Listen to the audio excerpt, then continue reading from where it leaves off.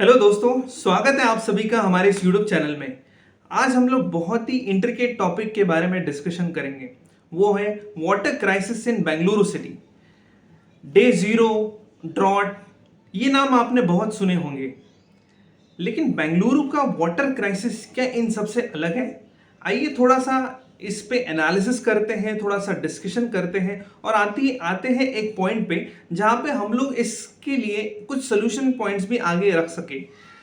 तो Bengaluru city, India का tech city, one of the most important city, जहाँ पे हमारी टेक इंडस्ट्री पूरी एस्टैब्लिश्ड है, जहाँ पे सबसे ज़्यादा एम्प्लॉयड लोग टेक इंडस्ट्री में है। इंडिया की सिलिकॉन वैली सिटी भी इसको बोला जाता है।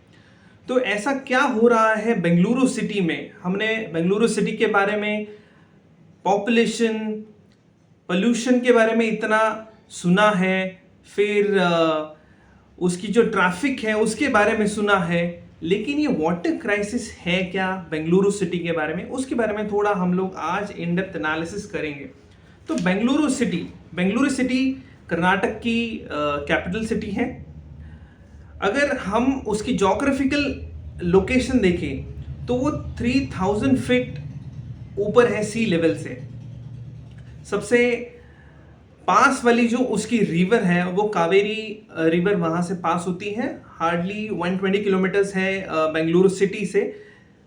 तो जितना 2/3 ऑफ द जो पॉपुलेशन है बेंगलुरु के, उनको जो पानी जाता है वो कावेरी रिवर के वजह से वहाँ पे वाटर प्रोविजन होता है।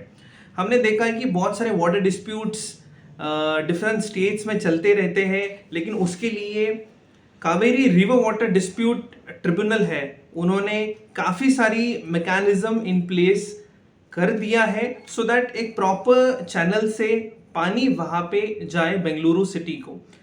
लेकिन हुआ ये है कि बहुत रीजंस आगे आ रहे हैं जहाँ से ये जो पानी है, वाटर क्राइसिस बेंगलुरु में चल रहे हैं, वो इसके लिए रिस्पॉन्सिबल है।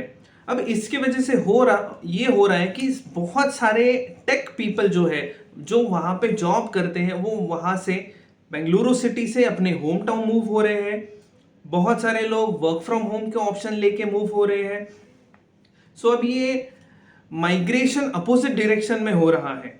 इवन अगर आप स्कूल्स की कंडीशंस देखें, बहुत सारे लोगों ने ट्वीट करके सोशल मीडिया पे जो चीज़ें आ रही हैं बेंगलुरु सिटी से, वो ये कि बोरवेल्स वहाँ पे उसका पानी जो है वो ख़त्म हो रहा है। स्कूल्स में पानी नहीं है, टॉयलेट्स में पीने का पानी है लेकिन टॉयलेट्स में पानी नहीं है। बहुत सारे पेरेंट्स कंप्लेन कर रहे हैं कि ड्रम्स वहाँ पे यूज़ हो रहे हैं for the water system, taps में पानी नहीं है। हमने देखा है कि डे ज़ीरो जिसे कहते हैं, जो हमने केप टाउन शहर जो है साउथ अफ्रीका का, वहाँ हम मूव कर रहे थे डे ज़ीरो के।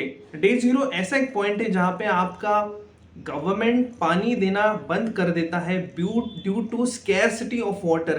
पानी का कम होने के वजह से आपके होम यूजेस भी उस पर रेस्ट्रिक्शंस आ जाते हैं, ऐसा पॉइंट है। तो बेंगलुरु सिटी का भी डिस्कशन चल रहा था कि क्या वो डे ज़ीरो की तरफ मूव कर रहे हैं।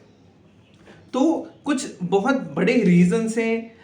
जैसे बेंगलुरु सिटी का हमने जाना कि वो डेक्कन प्लेट्यू पे है, 3000 फीट ऊपर है, अबव सी लेवल है।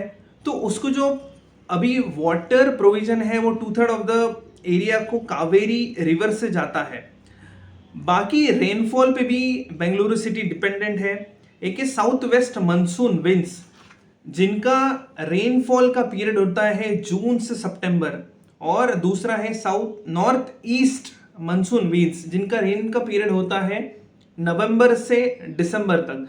तो ये रेनफॉल वहाँ पे इर्रेगुलर होने के वजह से भी पानी की दिक्कतें आ रही है। अब ये इर्रेगुलर क्यों होती है?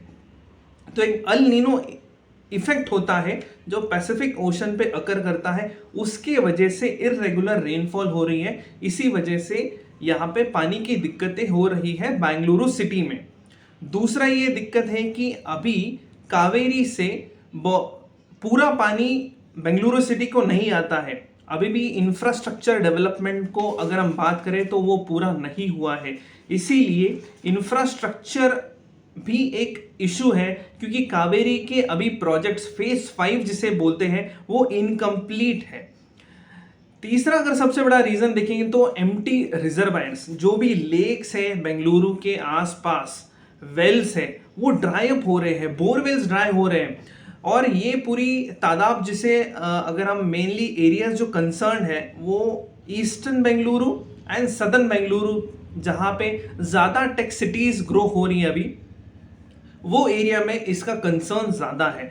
तो ये एम्प्टी रिजर्वायर्स और ग्राउंड वाटर डिप्लीशन, इसका सबसे बड़ा रीज़न है पॉपुलेशन ग्रोथ एंड पॉपुलेशन का प्रेशर उस ज़मीन पे, उस पानी पे। सो हम देख रहे कि राइट फ्रॉम द ईयर 1999 से 2024 तक बेंगलुरु का population has grown from 50 lakh से ऑलमोस्ट 2 करोड़ अभी वो टच हो जाएगा। सो आप देख रहे हो इन 24-25 सालों में ऑलमोस्ट 3-fold से ज़्यादा हो चुका है पॉपुलेशन बेंगलुरु का। और दिस क्रिएट्स, ये उस पर प्रेशर डालता है पानी के यूटिलाइजेशन पे। तो रिड्यूस रेनफॉल एक है, दूसरा है ग्राउंड वाटर डिप्लीशन, इंफ्रास्ट्रक्चर का अभी तक पूरा डेवलप न होना, और सिमिलरली अल नीनो इफेक्ट जिसे बोलते हैं वो क्लाइमेट चेंज की वजह से इरेगुलर रेनफॉल, ये सारी चीज़ें पूरा ड्रॉट ले जाती हैं हमें उस सारे रीजंस के तरफ जिसके वजह से बेंगलुरु में आज ये वाटर क्राइसिस हो रही है। तो क्या इसके लिए हम सब जिम्मेदार हैं? इन अ वे यस। हम लोग इसको होलिस्टिकली अप्रोच नहीं लेते हैं, दैट इज़ वाई ये हमारा प्रॉब्लम आ रहा है।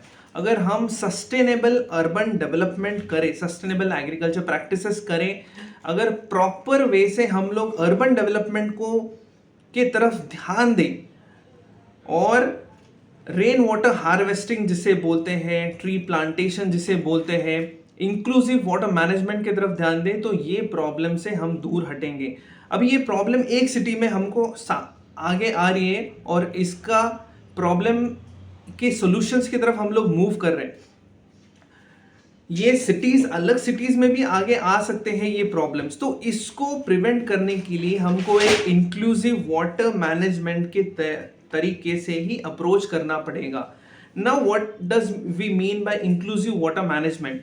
जब हम इसकी बात करते हैं तो लोकल एरिया के सपोर्ट से हम लोग कुछ प्लान्स बनाएं जिससे लोगों का सस्टेनेबल प्रैक्टिसेस यूज करके उसका वाटर मैनेजमेंट हो। इसमें हम लोग अर्बन प्लानिंग भी यूज कर सकते हैं सच दैट रिसोर्सेज जो है उसका यूटिलाइजेशन सस्टेनेबल तरीके से हो, राइट। सो अर्बन प्लानिंग, वाटर कंजर्वेशन सबसे बड़ा सॉल्यूशन है इस प्रॉब्लम को टैकल करने के लिए। तो इसी तरह से हम लोग आगे भी इश्यूज और उसके सॉल्यूशंस की तरफ ऐसे डिस्कशन करते रहेंगे। ऐसे वीडियोस देखने के लिए, हमें मोटिवेशन मिलने के लिए आप प्लीज़ सब्सक्राइब कीजिए, लाइक कीजिए और शेयर कीजिए। Thank you.